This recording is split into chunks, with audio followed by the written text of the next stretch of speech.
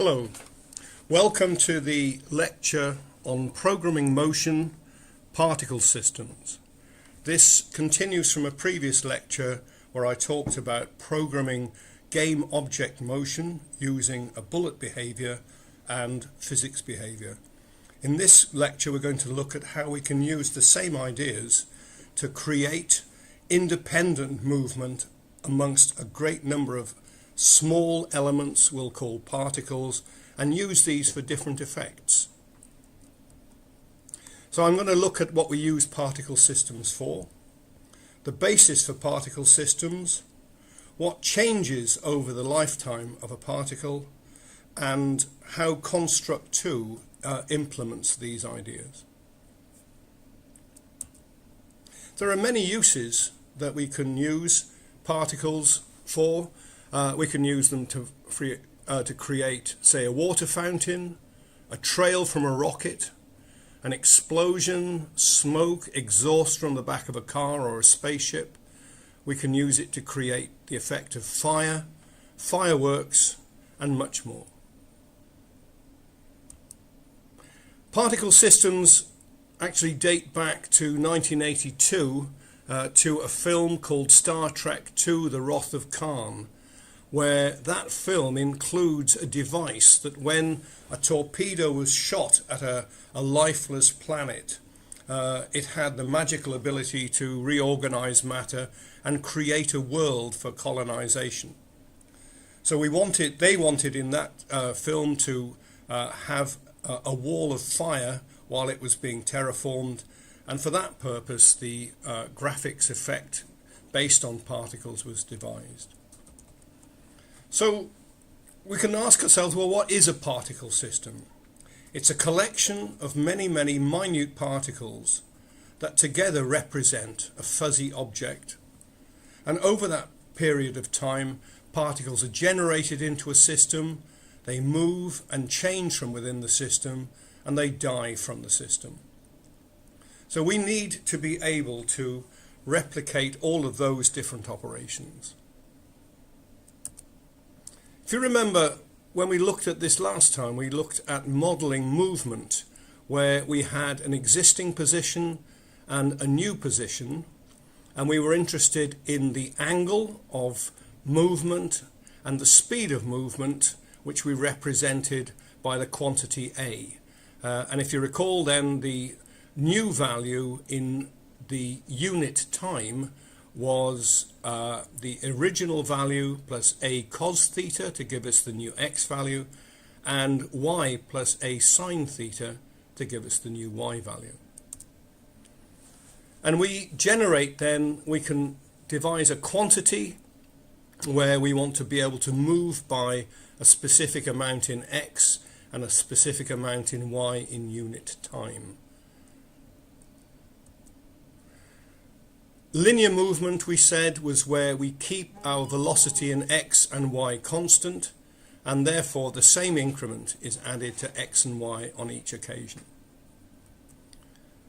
Where we want that change, or where we want speed to change over time, we can add a new factor called acceleration, and by modifying the value of the acceleration in x or y, we can change the amount that we move the x and y coordinate by on each update. So that we can have, for example, a positive acceleration in x and perhaps a negative deceleration in y. And we can use this to simulate the effect of gravity by having the y value influence negatively on each update. So let's look at how we could describe the movement of individual particles using a simulation that I've built in Excel. I've got a single particle and I've got two particles, and what I've got in the columns here are the time, the lifetime of the particle in the extreme left column, t equals 0, 0.1, 0.2, 0.3 and so on, all the way down to 5. I've got the amount of life left in the particle. So if here I've set the lifetime of the particle to be 5, I've got its location in x and y, and I've got the velocity here in x and y. And in my control panel here, I've got a start location, I've got an initial velocity, and I've got an acceleration, both in x and y, and a lifetime.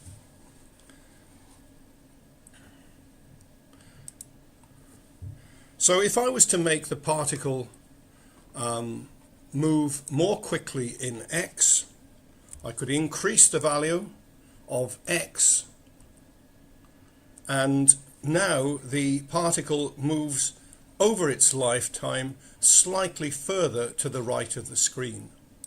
If I make the velocity in x a minus number, then we see the particle moving to the left of the initial position. I can change the position of the emitter so that when I start the particle's life, it moves slightly across.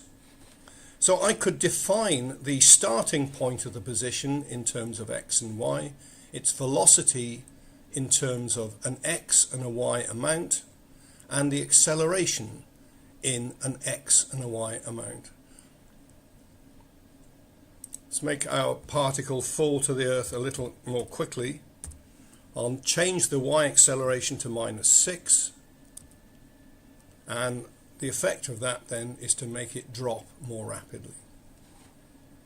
So instead of one particle then, I could have two particles, and I could have exactly the same control panel, and now I could have two particles instead of one, and I could control each of those independently.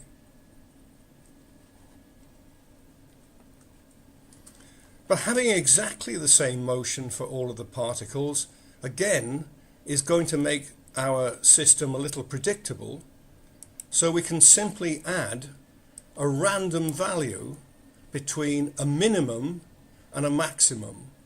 So my x particles have a minimum value, a value of -5 as a minimum, and a maximum value of 10. An initial value of y and a minimum value of y and a maximum value of 15. So if I now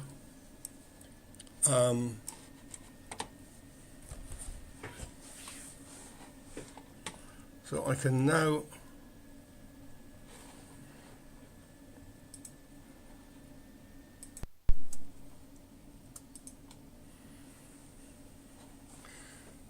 so I've now built a system which has two particles, but in addition to having a series of fixed values for the location, the velocity and the acceleration, I've now included a range of values between the minimum and the maximum, and that will take on a new value in the range each time I rerun the simulation.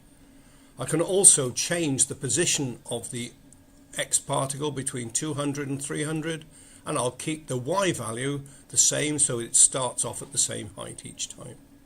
And as I now run this,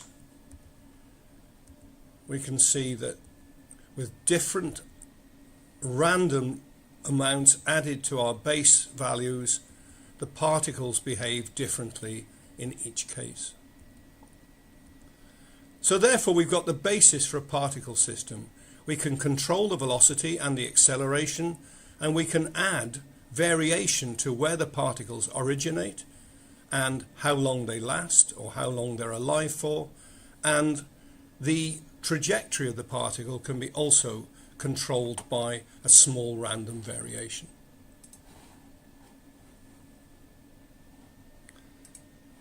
So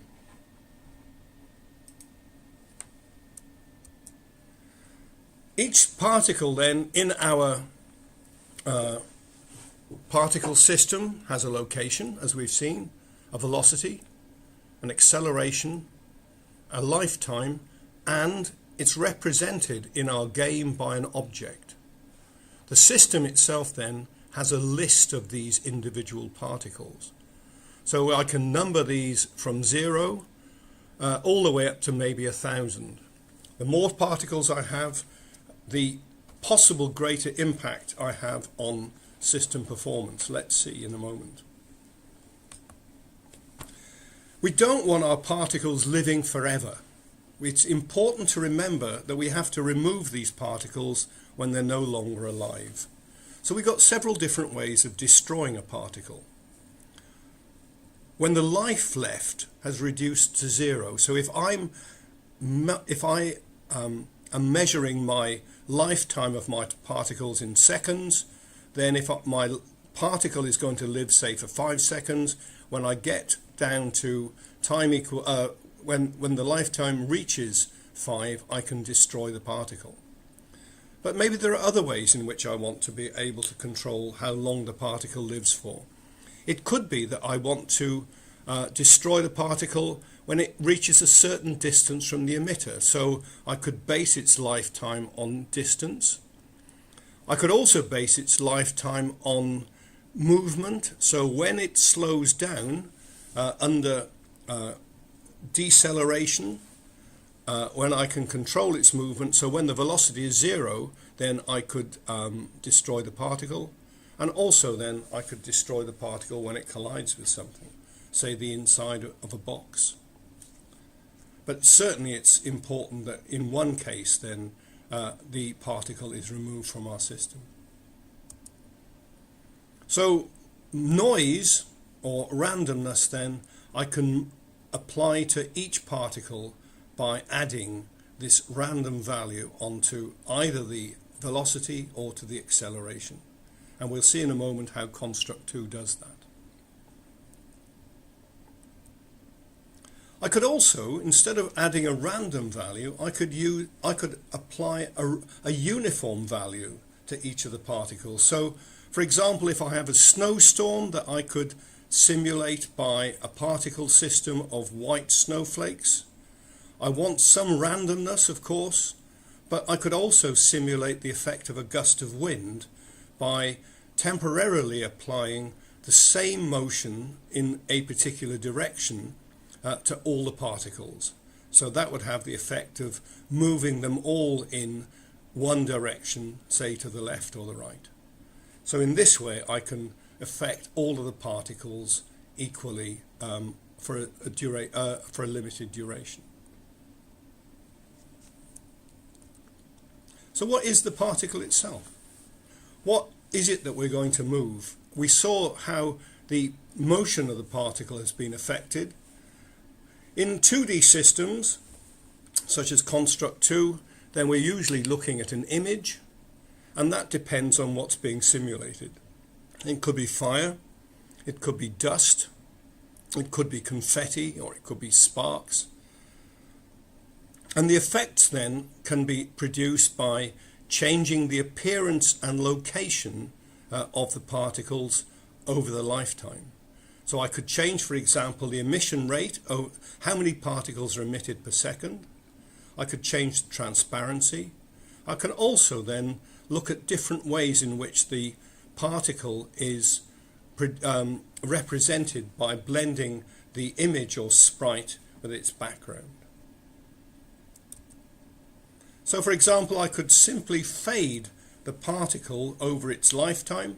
So if the lifetime was 5 seconds, then on each second I could reduce the transparency or the alpha value of the particle by a factor of 25%.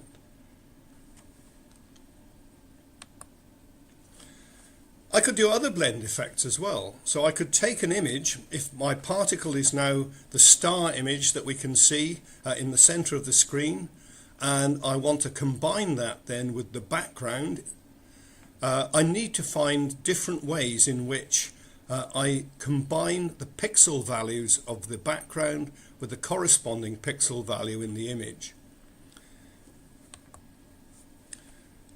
The way we're familiar with of doing this is to use a transparency where I produce a resultant RGB value as a weighted average of the background and image pixel value. So I can look at each pixel where their image is going to be located on top of the background. If I have 100% transparency, then I weight the background value with 100% and 0% to the image value. 0% transparency, on the other hand, gives me a 0 weight to the background value and 100% to the image value. And my alpha channel then will give me all the intermediate values between 0 and 100. So averaging the foreground and background, or the background and image, it's the same thing really, will let me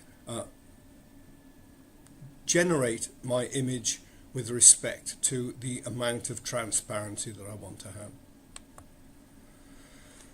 Another useful way of doing this is simply to add the values of the background and foreground pixels. So my background image, my background pixel, I want to add the value of my image or foreground pixel. If I make the background of my particle black, then the RGB value of black is 0, 0, 0. So adding black to the background adds 0 to each of the RGB values. So in this case, I've got a sprite representing flames for a fire. You can see that the background value of these is black. So if I was to add this value or this image on top of a background, it will only show where there are non-black images. If I now generate several of these in the same area, it will add the non-black values. Here, for example, is an explosion effect where I've got a single image. If I don't have an additive effect, you can see on the left-hand side the single images overlaid on top of each other. But when I change this to an additive effect, the values of the non-black parts of the images which are overlaid are added together.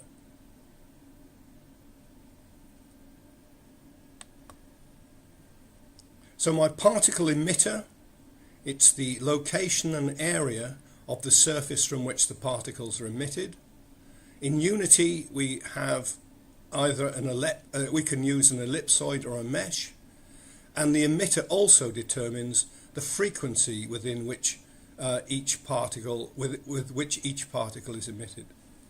I can either have a frequent emission or an irregular emission. So I can have a bursty emission by specifying that as an attribute of my emitter. So Unity, if we were to look at that briefly, it has a particle emitter component, a particle animator component, a particle renderer and associated materials. And I could import a ready-made particle system from the standard asset store. Let's look now at some of the examples in Construct 2 for how we can create different effects using that particle system.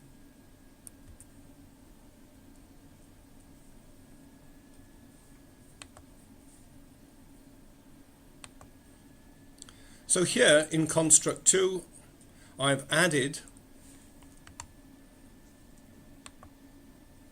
a particle system. Here it is here. I've added, in this case, 3 particle systems. Let's just see what it looks like when I run it. These 3 systems each emit a different type of star. So I've got a red, a pink, a yellow and a green star, each being controlled by their own particle emitter.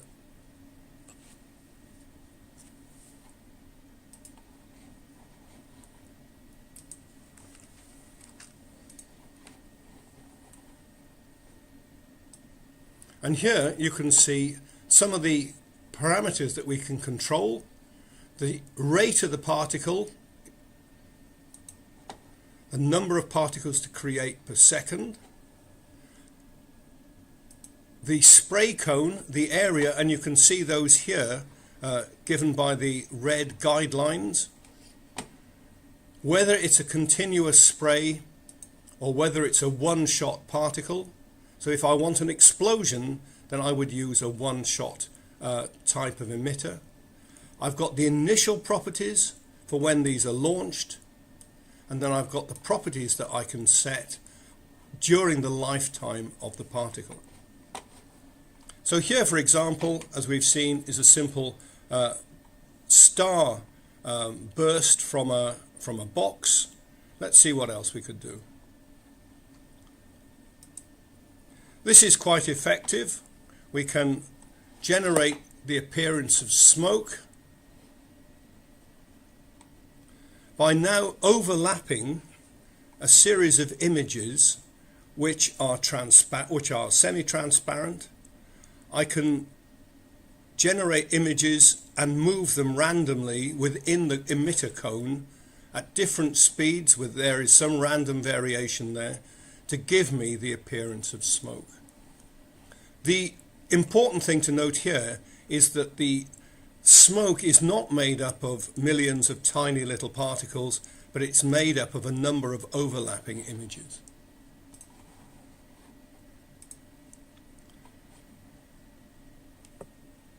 Let's see what I've got here. Let's use smoke then as a way of controlling or as a way of giving the appearance of exhaust on a rocket. So if I now, when I move my rocket forward, I can have a particle emitter appearing from the back of the rocket. So I've got exhaust coming from the back of a car or a rocket. I've pinned my particle system to the object that I'm controlling as the rocket. And the particle system is enabled in response to the forward thrust key that I was using, and disabled then when I don't press it.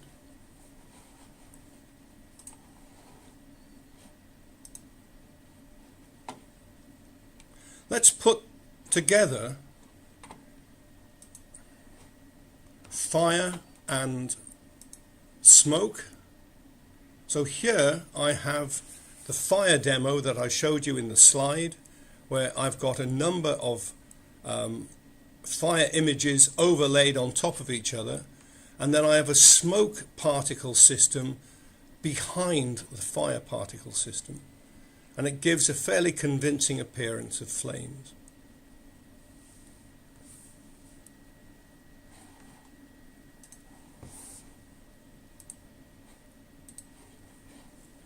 So I've got two, if we look on the right hand side here, I've got two particle systems for the images of the flames, and I've got one particle system for the smoke.